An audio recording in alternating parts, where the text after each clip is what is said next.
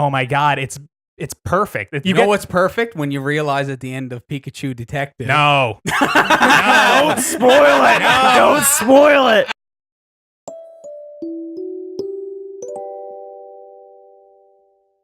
Welcome to your last podcast, the last podcast in the game, but the first you should listen to. I'm your host, Colton Simpson. With me this week, he's a resident audiophile, William M. Clark. Hi.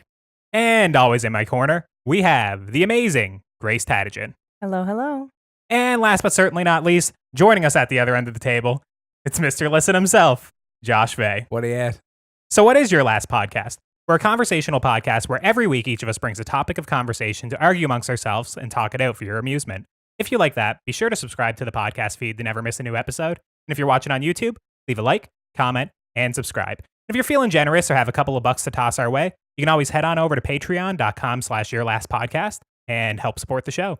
So with all that out of the way, Ham, you're kicking things off this week. Yep. So I wanted to kind of dive into like a bit of a music topic since I usually just end up talking about bullshit. I wanted to talk about scores and, you know, how they sort of stuck with you throughout the years or like resonated with you. And like, it could be anything. It could be like scores to movies, TV shows. It could be video games if you really want it to be, or like a commercial. It doesn't matter. And I think I'm going to put this one off to Grace. Sure. When you first posed this question, you would think the first thing that came to mind would be a musical for me because that's what I like, but that actually wasn't the first thing that came to mind. That's what I was expecting. It was, yeah. So actually what came to mind was Atonement. And Colton's nodding his head because he knows this because I've talked about it before. So I looked it up and it's Dario Marianelli who is the composer.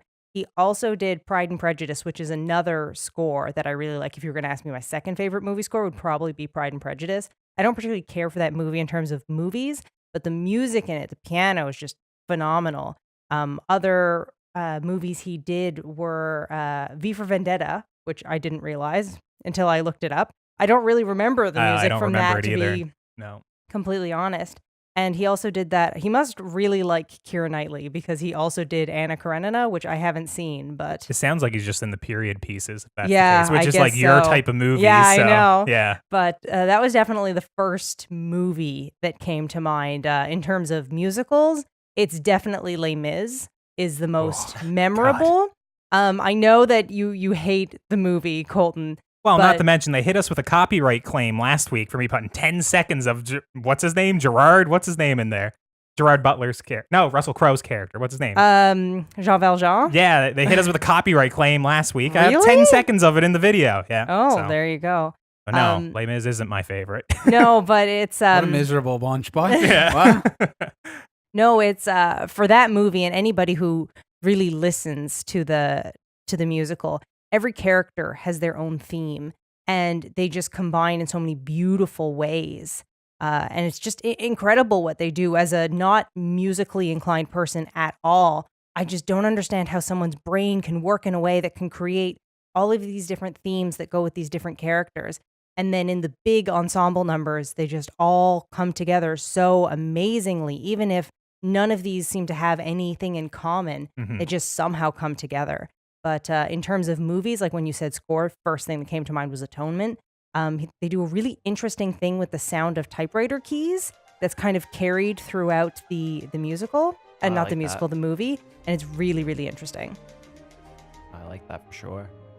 No, see, I do have like a lot of scores that stuck with me, like particularly Star Wars. Like that's an important one. Like the music to Star Wars is so important. Like if it wasn't there, it'd just be a bunch of weirdos hitting each other with like fluorescent lights. Yeah, it was funny when I was thinking of it. I didn't think of like any John Williams scores for me, but I guess, you know, Jurassic Park obviously is a pretty great one, but that's not mine, you know. No. So Star Wars was your favorite score? No, like no. No? Okay. You know, and obviously like a lot of video game music, like Nintendo stuff in particular is pretty important. The whole Mario franchise and Zelda, you know, they all have great music. But weirdly enough, the movie that like the score stuck with me like forever and like it kind of shaped my life in a way. It's weird. It's actually like Lords of Dogtown.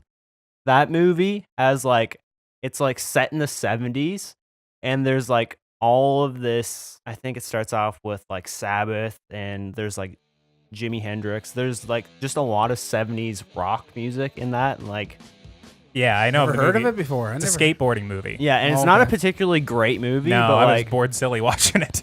no, it's I actually loved it, but that soundtrack made me want to play guitar. So like Okay. that's pretty important to me. Josh, what do you got in mind for scores? Oh, well, there's a couple that I'm torn in between. Obviously, Jurassic Park is one. I mean, in JP1, when the chopper's flying into Isla Nublar, going in between the cliffs, coming down into turbulence, right? That is just beautiful. Like, Yeah. I love that. That's gold right there. I mean, I get the goose pimples every time. But the only one that would probably top that for me would be the score, and I think it is a John Williams score of Star Trek The Next Generation, Okay. which starts out with Space, the Final Frontier, right? You got Jean-Luc Picard there, Patrick Stewart narrating the first part of the score, and then you get that classic music that, I mean, you don't even have to be a Trekkie to know what that sound is, right? And that soundtrack pops up so much in the show too, just at like dramatic moments, or you know, in like in the death and desperate scenes where, you know, Dire Straits is here, you'll hear that score come in as soon as like the hero shows up. So it's very much similarly used as what the score for Star Wars is, but for me the Trek score just hones in a little bit closer to home. That's all. Yeah, for me, like the end of episode 1, where like the Darth Maul fight is happening.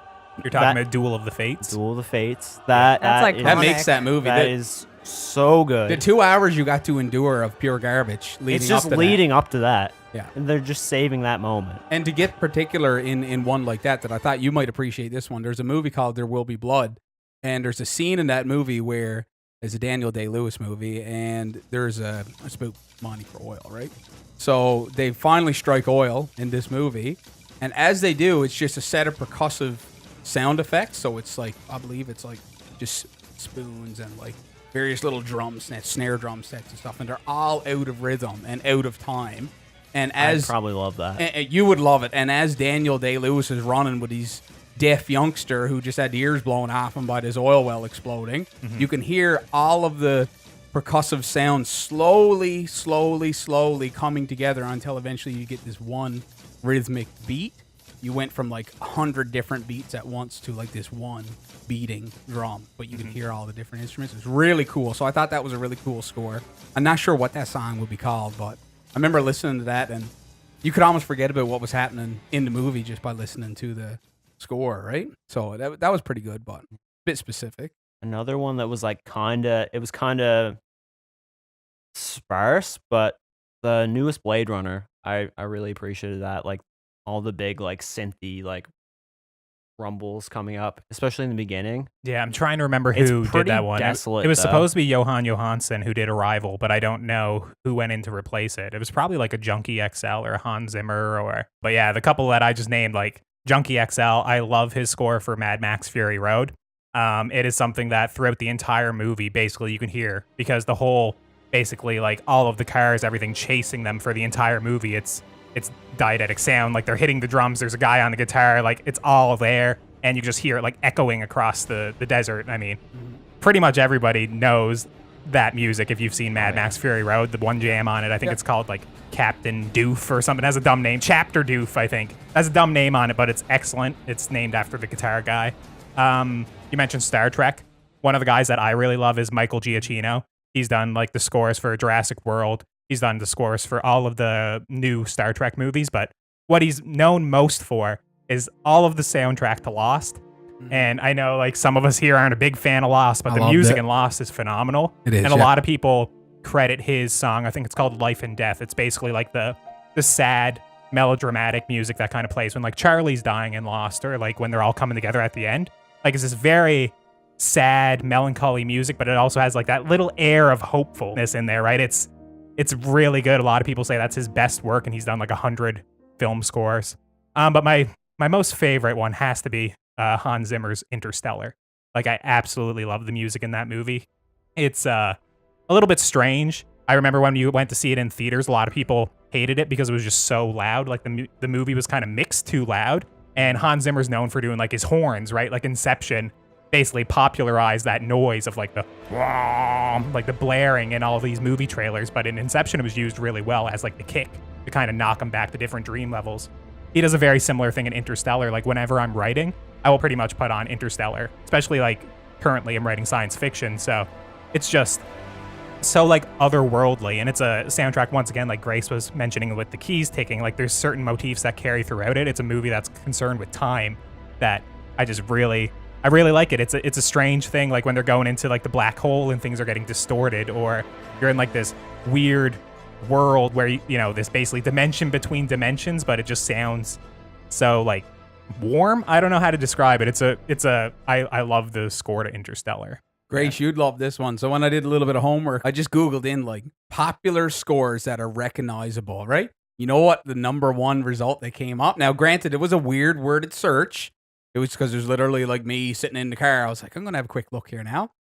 The SpongeBob theme and music, which when you think about it, I bet you if I put it on, you'd be, and there's not just one specific song. They have like different like little melodies that they play and medleys where like SpongeBob might be running or something, then or Squidward's running and there's a certain tune that plays, or like then there's the intro, of course, and then there's like the Krusty Krab music that always plays whenever Krabs is in it, right? Yeah. So it's really funny that came up, and I got to thinking about it. I was like, yeah, I guess it's pretty creative. It's kind of folky and stuff, right? And mixed in with a bit of Hawaiian ukulele, which is a really strange combination, but I thought it was pretty cool. I figured, you must listen to that when you're trying to fall asleep at night. So, gosh, I hate SpongeBob. But on the topic of aquatic, so there's this really nice pivot. Well, I'll deviate for a sec, but then I'll come back to it. So there's this really, I don't like romantic comedies anyway, but really subpar movie called The Holiday, and it's with Jack Black, Cameron Diaz, and then the other couple I can't remember. It's boring, but anyways, Jack Black plays a character who composes scores, and there's this really good scene in the movie where Kate Winslet and Jack Black are in a movie store, like a Blockbuster or something, and they're looking for something to rent, and he's just going movie to movie talking about the score, and he talks about Jaws. And that's all. He's like 2 notes, and you've got a whole score, and it's so true. I think I've seen Jaws once, but I mean, if you're talking about memorable scores, that one is definitely up there. Yeah, I think there's something to be said for the simplicity of scores. Like when it is just a few piano keys kind of coming in, like Game of Thrones, I have to bring it up. Like Ramin Djawadi, I don't even know how to pronounce his name. I'll throw the spelling up on screen. It's a strange spelt name. But his music, like say what you want to say about Game of Thrones, especially in these last couple seasons, but the music has always been phenomenal. It is, yeah. Like that, excellent. Like that opening theme, like I'm pretty much everyone has tried to do their own rendition of kind of the dun dun dun dun dun dun dun dun dun. Like after hearing it, it just gets stuck in your head. And I love all of the different themes for the characters, like how after the Red Wedding, like the Rains of Castamere becomes kind of like the Lannister anthem, and it can be played on like a violin, like slowed down, and then it's kind of melancholy. You can, bring in like the choir singing it, and it's like this powerful moment for Cersei. Like I love how they just take them all and they just tweak them, throughout the whole series. And then, as you get closer to the end, when certain, houses are colliding, it's kind of like what you said in Les Mis, like certain themes are kind of like overpowering one another in the scenes. And that's one thing about the show, like that and like the costume design, it's just always been excellent. Like his music is phenomenal. I'm upset I couldn't get to see him when I was in Toronto because he had kind of like this big concert with all the Game of Thrones music, and would have been awesome to see that.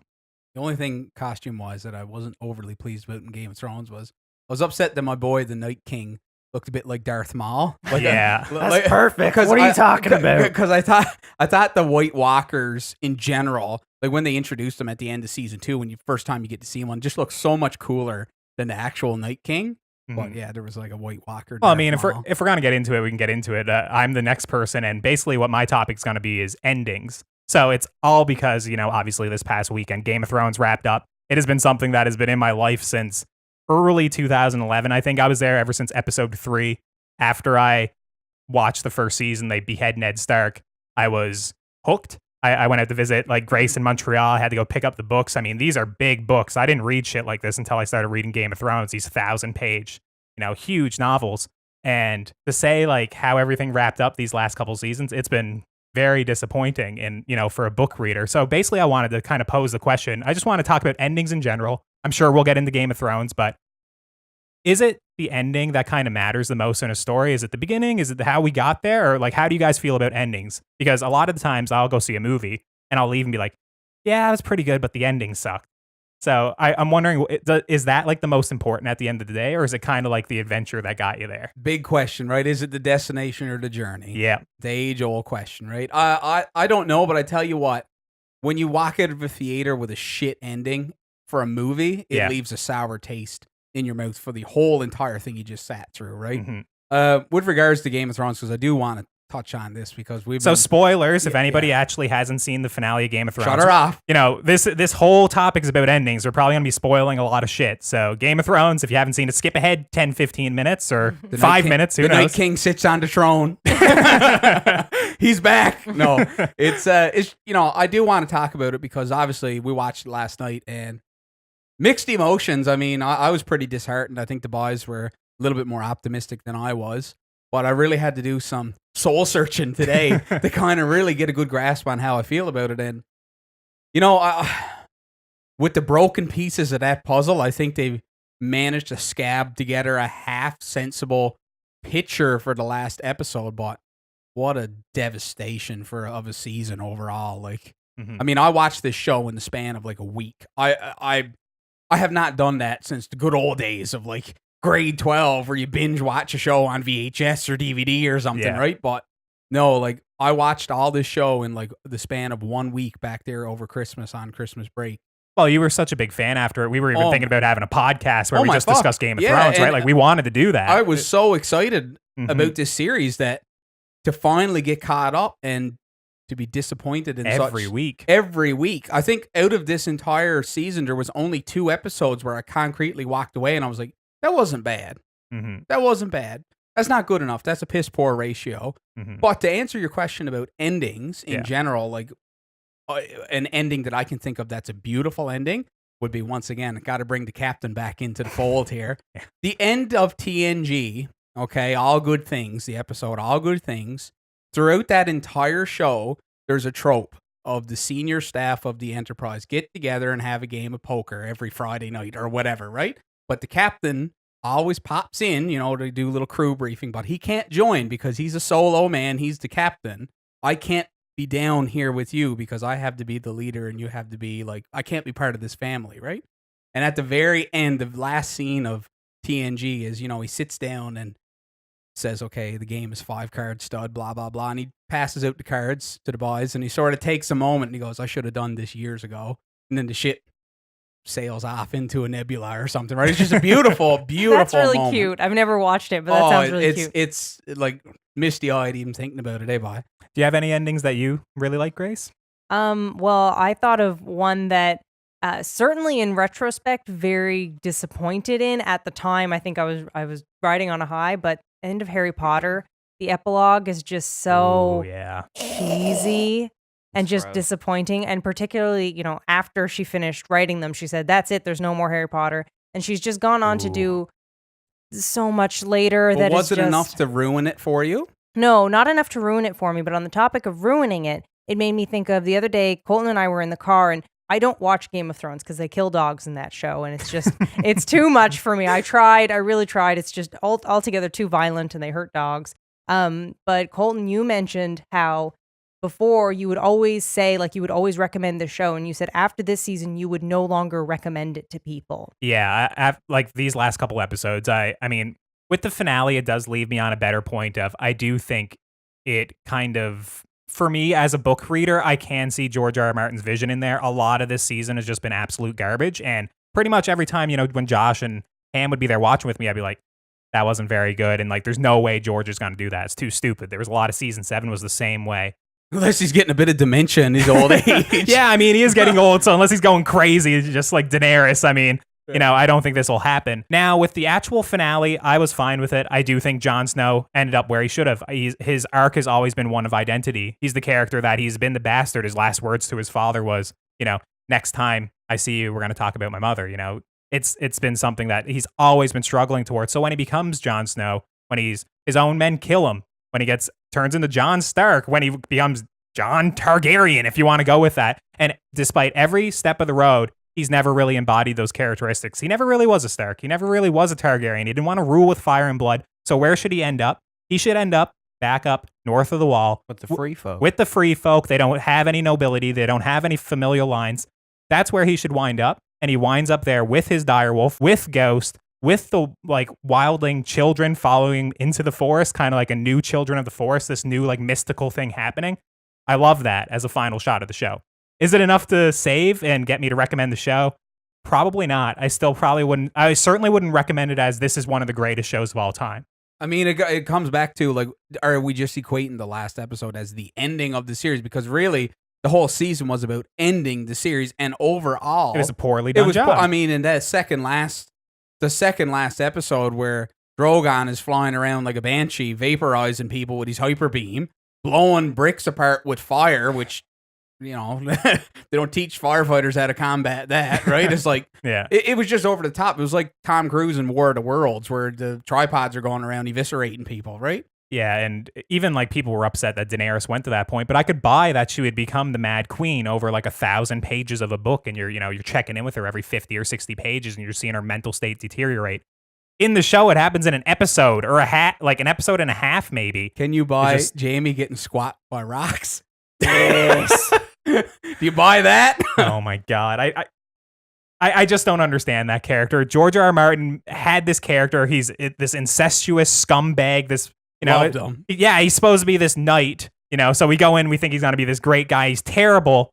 And throughout the course of the show, he wins everybody over. Everybody at some point in the show loves Jaime. I'm not saying you love him up to season 7 like I did, or season 8 like I did, but you wind up rooting for Jaime at some point in the show, and just what they did to his character, just making him go back to Cersei and just dying in a cave-in, I hated it. Would I say it's impossible? It would never happen in the books?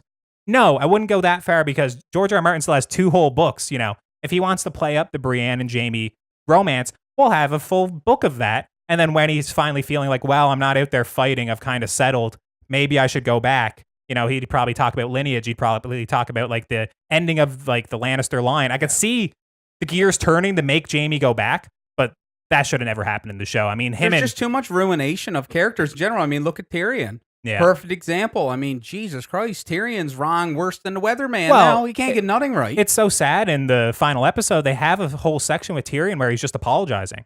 It's so sad. He's basically I used to be one of the smartest men, but now, I've made so many mistakes. I wouldn't allow anyone to call me that anymore. And it's so sad because it is literally the writer saying, we fucked up Tyrion. He sucks now, and we got to have the character finally acknowledge it, that no, I've been terrible, which I don't believe George R. R. Martin will ever make Tyrion terrible like that. I believe Tyrion's going to be a very important character, and the way he wraps up here, yes, he does wind up as Hand of the King, a Hand of Bran Stark, the new king, the ruler of the 6 kingdoms. Professor X in the wooden wheelchair. Yeah, but there's so many. I could talk about Game of Thrones endlessly, but I should probably focus on some positive endings, because I do think it was better than the last 5 or 6 episodes, pretty much. I think it was one of the stronger episodes of the season. But that's like saying, well, a shit pie is a shit pie. I mean, you put as much whipped cream on it as you want. That's that's your favorite saying. Yeah. And I mean, it's just after that show past the books, you can just basically equate the writing. It just keeps going further and further. And I don't understand why this season was so bad. Maybe it's because they want to rush off and do Star Wars so much, but HBO gave them the money, gave them the time to do. If they want to do 10 episodes of season 7 and 10 episodes of season 8, they could have. And they still forgot the Starbucks cup. And yeah, they still forgot the Starbucks cup. With all that budget and attention, they still fucked up. Yeah, so... But in terms of endings, I do like, I'm not going to really get into Breaking Bad too much, because I actually don't know if that's a perfect ending. For me, it's not. There's certain aspects of that final episode I don't know if I would say it's perfect. But just overall, Colton. Oh my God. It's my favorite TV show, Breaking Bad. To have, and we won't go on too big a tangent here for time purposes, but I mean, the character development of Jesse and Walt, and the anti relationship that goes on there in terms of Walt becoming evil from good and Jesse becoming good from evil. It's beautiful. Mm-hmm. Like, that is some grade A material there. Don't get me wrong. Every time I watch the finale, I cry, but it's not in the ending. It's when Walt finally admits that I didn't do this for my family anymore. There was a part where I did this for me. I did this because I was good at it. I did this because I was respected, you know. And I love when he admits that because it's finally, he's been on with that bullshit ever since like season 2 that I'm doing it for my family. My son, when you got millions and millions of dollars in the bank and, you know, you can murder people left and right, it's not for your family anymore. No, It's, that's right. you know, it's because you like the power. Well, and that's like there are some other series that have really, really piss poor endings. Like, for example, The Sopranos. That is like probably the worst ending. Have you ever heard of the ending of Sopranos, Grace? I've heard that it's terrible, but that's all I've They heard. just cut it off. It's terrible because they just decide we don't know how to end the show, so we're literally going to end this show at a moment's notice in mid-sentence when someone's walking into her door. It's actually worse than that. It's the writer and the showrunner, David Chase, apparently got angry about fan backlash about how they weren't receptive to the final season. So he did it as basically like a screw you guys. He ended it mid-sentence in a diner, as far as what I understand. Yeah. Which is almost like Journey's Don't Stop Believing song playing for some reason.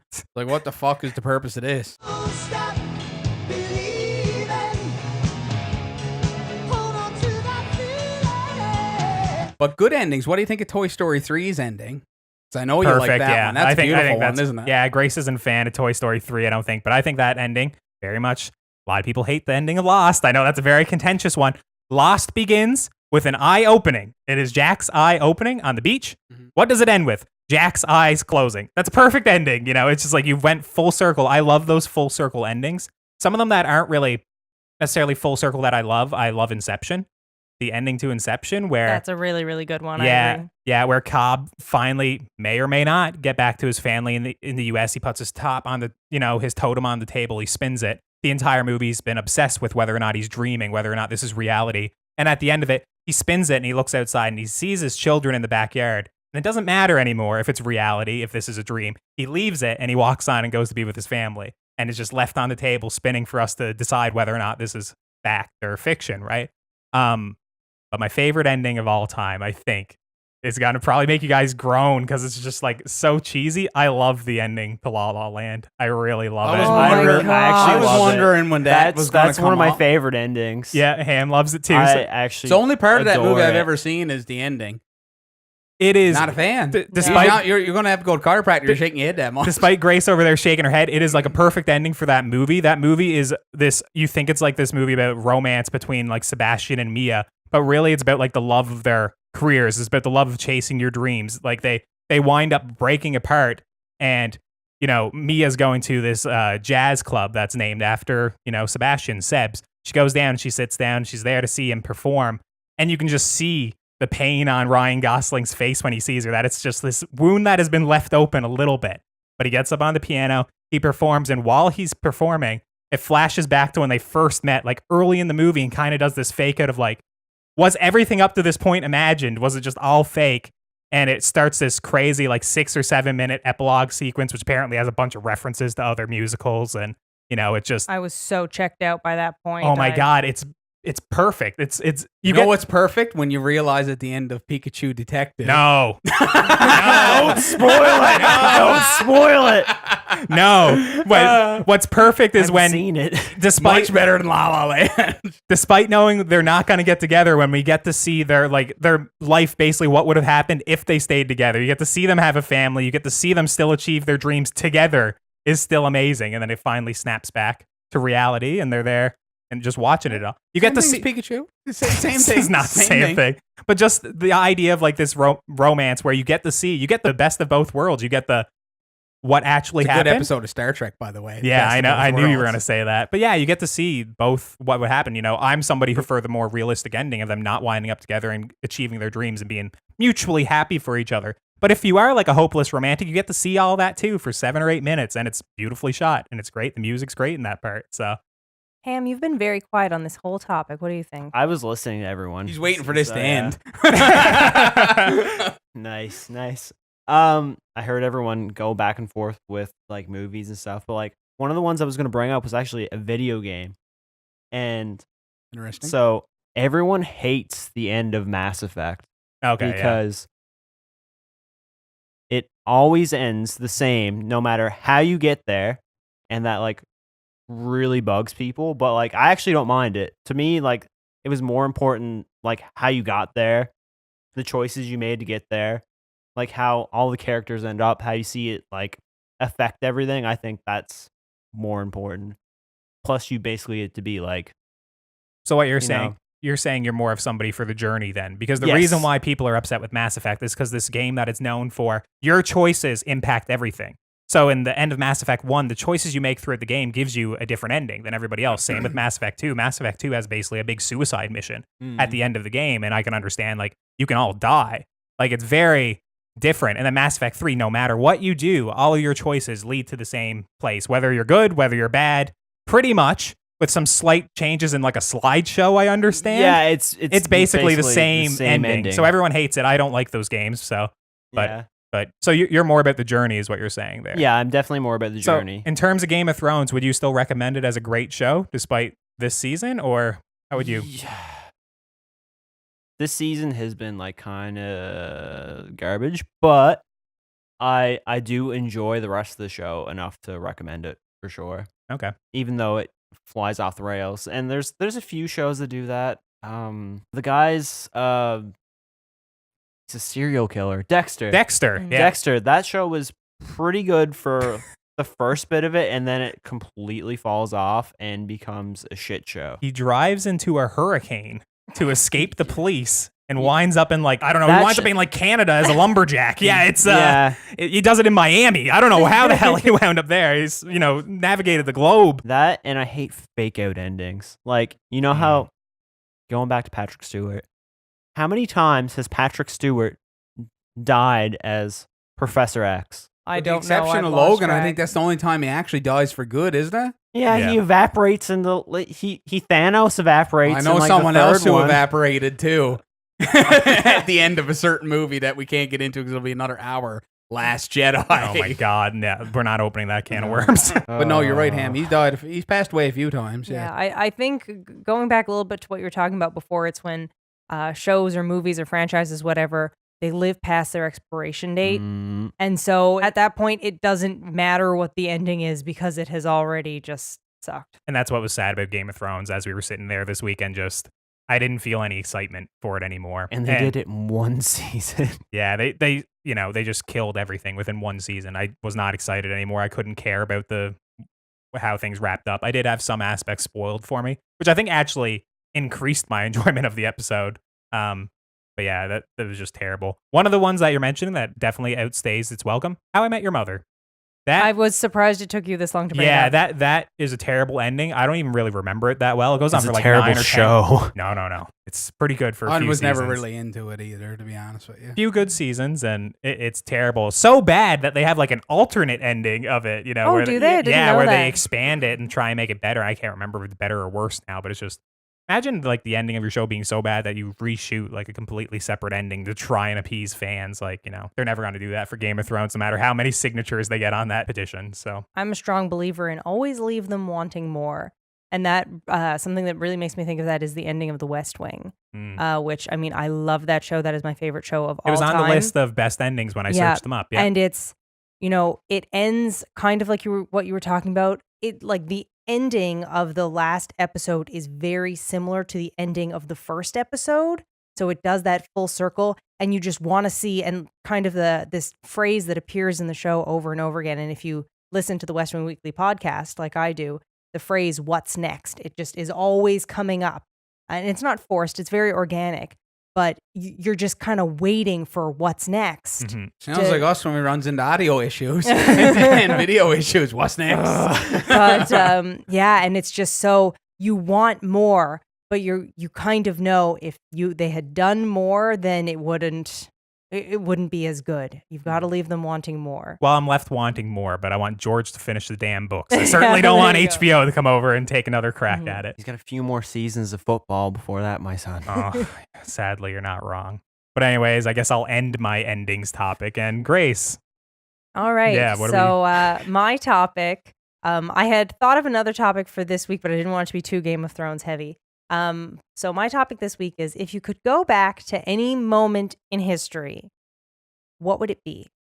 So Colton, you said you had a few questions about my topic before you answered. Yeah, so what I was, well, mine's going to be like nerdy questions, but like, all right, so are we time traveling back? Like, are we going back? Are we existing as we are now? Like going back in time to a point in history? Is there a way back? Is it a one-way trip? No. There's a way back. It's Okay. something for you to see, to experience. Okay. So Is there a butterfly effect? No, just something that you Okay. can see, you can experience, you can be there. Well, then that definitely for it. changes one of my answers. Oh, okay, all right. Yeah. Then what are you thinking? Well, the very first thing that came to my mind, which this might be a bit sadistic or messed up, but the very first thing that came to mind was kill baby Hitler. Very first thing that came to mind, go back in time, kill baby Hitler. So Okay, so when I researched it, a lot of people actually don't believe that by killing baby Hitler, it actually would change the Holocaust. They still think the rise of the Nazi Party would happen. Plus, by killing baby Hitler, you're kind of doing it almost too early. He's a baby. No one's ever gonna like sympathize with you. You just went back in time and killed a baby. I didn't So- know that this topic was like time editing. I thought Oh it yeah, was no, just viewing, that's like, not what I had intended. But if Oh, that's what okay. you're, I'm Go just on, seeing though. like Oh, a you just meant moment, to view something. just to experience a moment Oh, in history. we can not alter the necessarily timeline, change. though. I'm fine with No, this. Well, well, that's what I wound up doing. I was like, well, I can't do that. And, a lot of people think it wouldn't change anything. I viewed it as like the time travel, going back and changing things. Okay, well that's fair. I mean, however. Well, you I wanna don't interpret think the I have an answer now because it's like, okay, sure, I go back 65 million years and look at a T-Rex, but like that's Okay, well, no, that's a fair You've come answer. with me because that was on my list. Oh, was too. it? Okay. yeah. I mean, my real answer to your question was like, if you go back and you bring knowledge back to you, it would have just been like, well, I'll go back 1 week in time and look at the lotto numbers, and then that way I don't have to worry Okay, about I don't alright, have to that's worry fair. about the butterfly effect. I'll go back when I was editing, so I can basically recreate that, But well, I guess I had a lot of reasons on why you can't kill baby Hitler, but that's fine. Go ahead, Okay. go ahead, Josh. Well, after I go back to solve the question that's been burning in my mind for at least probably 4 or 5 years now, which were T-Rexes feathered, yes or no? Because to me, that'll gut me. Like and it's so up and down in the scientific community. Some years they got feathers, other years they're saying no, fuck that, they don't have feathers. Now they're saying that they got a lip on them. Like they actually have lips instead of exposed teeth, which I don't like because that makes them look like a fucking iguana or something like Good that. for right? kissing though. Oh yeah, well some lips on you, huh? But no, just in terms of I would like to put that to bed once and for all. Whether they look cool like I remember them, or whether they look welfare as fuck and are covered in feathers like a turkey. So I want to know that personally. And after I get that done, I think in terms of altering the timeline, I'd have to go back. That wasn't her question. Well, Well, there's you so many- opened that can of worms. you Let's opened, keep you going. opened it up, right? That's the butterfly effect right there. So I think I'd want to go back and scrounge up any piece that I possibly could in terms of like getting in on like Microsoft. You know what I mean? Microsoft or Apple, or maybe go back and have like a founding stockholder position in like either of those companies. Or you wouldn't even have to go that far back. Go back to the 90s and be a part of Amazon or something like that Yeah. when they first started up, because you'd be bucks deluxe. You have more money than Kellogg's got cornflakes now, so you would be set. But yeah, that was sort of my first thought, was go back to the Cretaceous, scope it out, see if it was cool or if it was like, might just look like a 30 to 65 million year old Terra Nova Park. I don't know. It might be like boring. Who knows? But I'd have to know. I'd have to go back and check it out. I couldn't even think of fun things like that. I was like, oh, I go back to the Dark Ages and wind up with the bubonic plague and bring it back with me, and everyone That'd be your dies. luck, Like, too. like that was the shit. I couldn't even think about what would be fun to look at. I was just like, well, let's try and change history. Anyways, Grace, you posed the question. What do you want to go look at? It's funny because I posed the question before I really had an answer. And so I was just thinking in terms of witnessing something, experiencing something. Someone might want to be in the room when there's a certain discovery, Okay. go back to dusting off, the first T-Rex skeleton that they found The or first something Big like Mac. that. The first Big Mac. But I was thinking in terms of experiencing something. And so I thought of live performances that you might want to see, like let's say a concert or something. And so I was torn between two. If I was going to really use this time machine effectively and go really far back in time, I would probably want to see a Shakespearean play as it was new. I was thinking in the Globe Theater, but my favorite Shakespeare play is Much Ado About Nothing. And I looked at the dates, and Much Ado About Nothing was written in somewhere between 1598 and 1599, and the Globe Theater opened right around then. So I'm not sure if it was necessarily at the Globe, but anyways, no. so that was up there is definitely seeing a Shakespearean play as it was performed.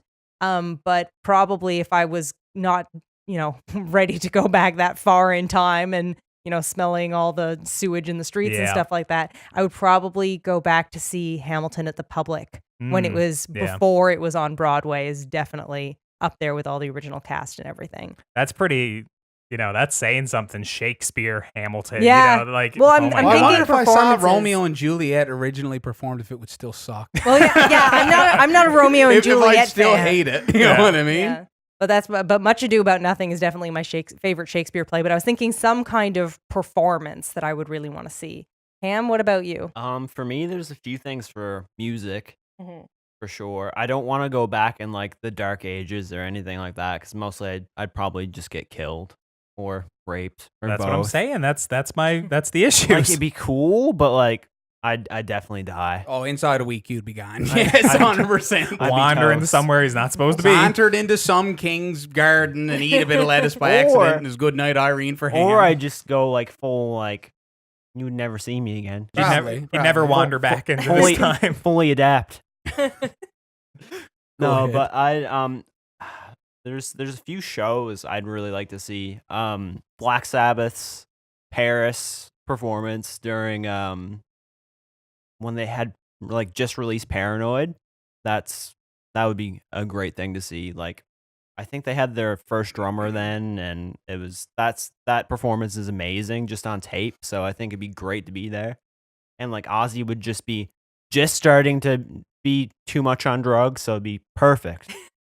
I'd really like to see the like whole early 80s hardcore punk thing because like that only happened for a few years, and that was like DC to LA, like that whole scene was just like a bunch of fucked up kids playing really fast music and like living in bands, and I think that'd be hilarious to see just because like that doesn't happen anymore. Like no one's like homeless playing punk now. Like you could say that like there's people that like sort of live in vans now, but like they don't really. Like they have places to stay. They're not really that punk. And if they're living in vans, Grace doesn't want to date them. Exactly. They're living in tiny homes. It's too much. Yeah. It's too much. Other than that, I'd love to go back and see like 2006 Warped Tour now, as just because I think Any it'd be point hilarious. in history, Han? Yeah, that's where you'd want to go. 06? Oh Gross. 06 Yes, because that specifically that's why, because there'd be so many bad haircuts. My first answer is so terrible now. Go back and watch the rise of the Nazi party. I thought I could change something. No, The see, timeline. Oh my God. there's a problem with that too. It's like if you end up killing Hitler at any point, there could be someone worse that Well, comes and along. that's Mussolini's right around the corner, too. that's the philosophical debate. Like apparently there was a lot of racial hierarchies back then. Anti-Semitism was here like widely in the States and North America. Basically, they were saying you kill Hitler, you might delay things by a year or two. It's still pretty much inevitable. So that's why I couldn't kill Hitler. I had to go look at a dinosaur instead. So Possibly a feathered one. Depending on whether the I rumors think- are true. What if it had like just a few feathers? Like what if they were All or none. All or none. If that was feathered, what if it was it just instantly loses 2 stars in my like mind. his like some frills on his arms or something? I you know? refuse to believe if there's a lord that he would do that to a dinosaur that cool. That'd be a poor design. Poor design. what if you go back in time, just like the Flintstones? Like it was just living in harmony with the dinosaurs, just footing Once it everywhere. again, I refuse to believe. But No. these feathers, anytime I think about this, I wonder, are they little feathers? Like typically feathers, they don't vary a huge amount in size. Yeah, it's like a peacock or something. Yeah, unless you got something like a peacock. But even then, I mean, the difference between that and maybe this, how big were these T-Rex feathers, hypothetically? I don't know, to be honest. Hopefully they were so small that they didn't exist, as Yeah. far as I'm concerned. But But like, were they as big as this table? Were they only we'd little? have to go back in time to see, Grace. We don't know. There you Yeah, go. and the artist mock-ups is just like they look like furry. It looks like down. It Fuck, just Grace. It's just garbage. There we go.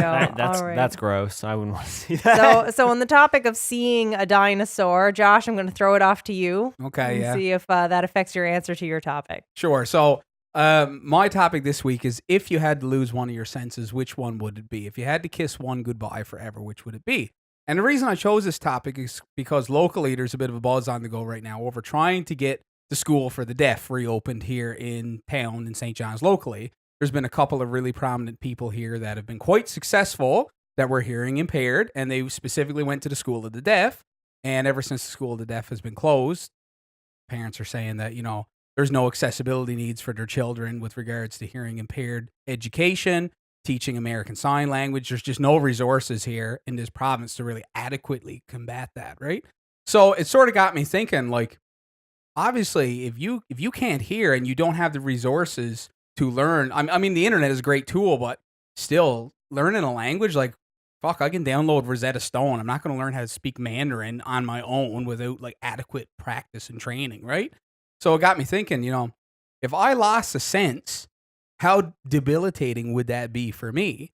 And if I had to get rid of, like, if I had to pick one to lose, which one would it be? So I'm going to go around the table here now, and I'm going to toss it over to Skipper in the blue over here. Me? What are you going to lose? Not your good looks, that's for sure. Oh no. No, definitely not. Definitely not. And I got no common sense, so I can't lose that. Jeez.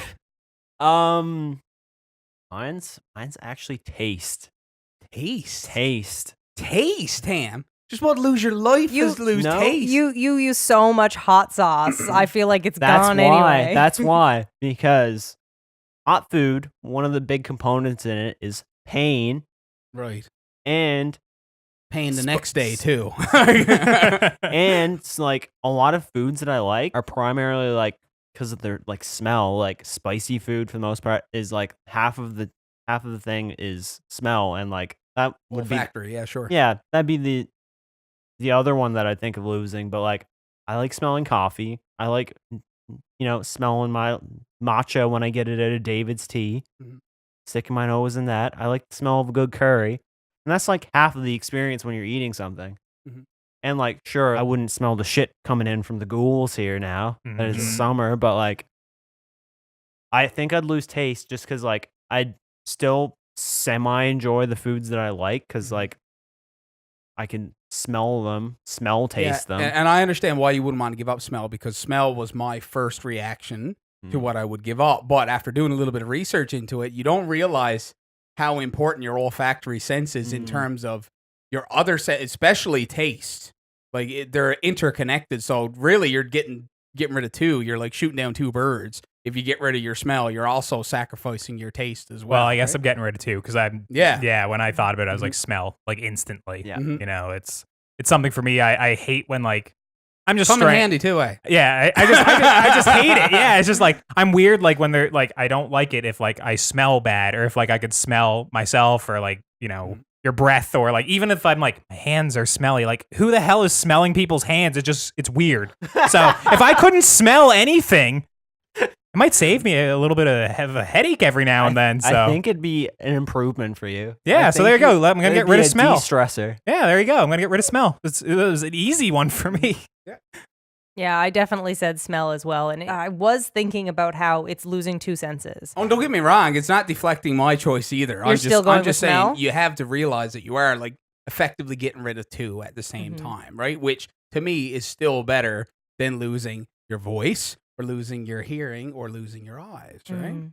But anyways, Yeah. go ahead. Yeah. So yeah, no, I figured, give up smell because I think ultimately the annoyance or discomfort you get from bad smells, I don't know if the good smells outweigh it. Mm-hmm. Obviously, what I mean? you've never carried home a box of chicken and taters from Mary Brown's in the brown paper You're bag. correct, I have not. So- But I just didn't think it was necessarily worth it. And other things like giving up your sense of touch, it's just dangerous. So Devastating, it too. would be very difficult. You don't know if you cut your hand or you break your leg or something along those lines. And just I think that losing sight or hearing, having had it my entire life, Devastating. would just be such a huge inconvenience. I could never lose hearing. Well, this is That the would- thing. So once again, coming back to the reason why I chose this topic, it creates through thinking of what could I do without in an optimal situation where I have the choice over what I'm going to lose. It made me a lot more sympathetic to the cause in terms of like, you got someone who's hearing impaired, man. You really need to facilitate someone and their ability to learn how to operate and effectively find a new path, because That's a terrible, terrible thing to rob someone of, is their hearing. Mhm. I mean, in my opinion, the only thing worse than that would be sight, just because that's, I mean, there's hearing, visually impaired people, blind people out there, but like, Jesus Christ. Yeah, I think Can't sight would imagine be the that. worst as well. Yeah. It would be the worst, right? So it was just a funny little Wait, what was your coincidence. answer? Was it smell? Definitely smell. Okay. And once again, like when I was saying when Ham was Yeah. telling his, I did have to include that, like, effectively I am getting rid of 2 in favor of the other 3, which vastly outweigh those 2. Like, as good, I mean, as bad as it would be to not be able to taste me fries or taters, Yeah, you'd probably It- it taste do- it a little bit. it maybe, but like, it doesn't outweigh not being able to get to Mary Brown's altogether, because I can't fucking see it on the road. You know what I mean? Yeah. Or having to give up how to driving, or having to, give up basically watching TV or doing anything like that. Like, these are, man, that would be devastating. It's scary stuff to think about. all right. And I guess with that kind of does it for us this week. We're your last podcast. If you like what we're doing here, make sure to subscribe to the podcast feed so you don't miss out on any of our new episodes. If you're watching on YouTube, leave a like, comment, subscribe, share us with your friends. It really helps us grow the show. And if you're feeling generous, you can always head on over to patreon.com/yourlastpodcast and help support the show. So with all that out of the way, I'm Colton. I'm Josh. I'm Grace. I'm not gonna say something weird this week. Thank God. Blessed. And Now we'll be- that's a good ending. There we go. And we'll be back with new episodes next week and every week thereafter until our last. So thanks for watching. See you later. Thank you. Bye.